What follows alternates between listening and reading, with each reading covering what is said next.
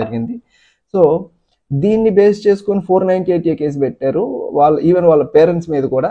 So అక్కడ ఆ జడ్జిమెంట్లో ఏం చెప్పారంటే non consummation of marriage would amount to cruelty under Hindu marriage act but not under Indian penal code.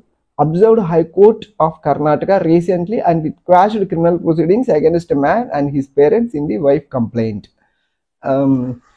దీని అర్థం ఏంటంటే ఏదైతే ఇద్దరి మధ్యలో ఫిజికల్ రిలేషన్ లేదు అని చెప్పి ఒక క్రిమినల్ కంప్లైంట్ ఫైల్ చేస్తారు 498A సెక్షన్ కింద. అది 498A సెక్షన్ కింద ఐపీసీ సెక్షన్ పరిధిలోకి రాబడదు.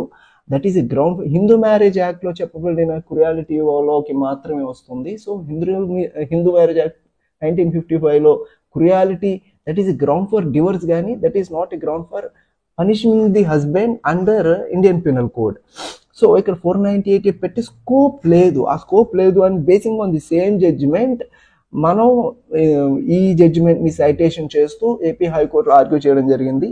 మన క్లయింట్కి కూడా ఈరోజు వాళ్ళ పేరెంట్స్ ఎవరైతే ఇక్కడ పేరెంట్స్ కూడా కలిసి లేరు మన కేసులో, they are residing separately. Wife and husband మాత్రం they are under the roof, వాళ్ళ హౌస్లో ఉంటున్నారు. ఆయన కూడా by revengeful intent and oblique motive all the accused ఎవరెవరైతే హస్బెండ్ అండ్ ఒక పేరెంట్స్ ఉన్నారు వాళ్ళందరినీ కూడా FIR they have been implicated falsely into the FIR.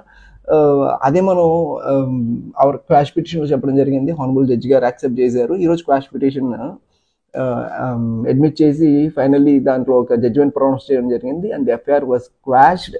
That is the good news which I would like to share with all the people.